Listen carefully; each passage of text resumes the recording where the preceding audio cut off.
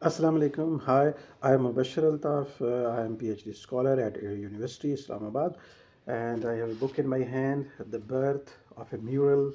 It is a collection of the poems by Hiba Hebba, and I want to recite one poem, and whose title is Blue Moon.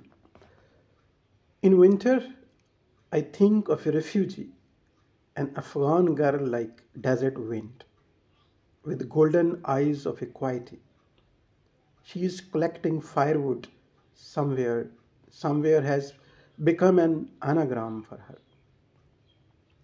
The passers-by watch her, giggle through the untrammeled threads in her ghost white dupatta. She has killed another beetle.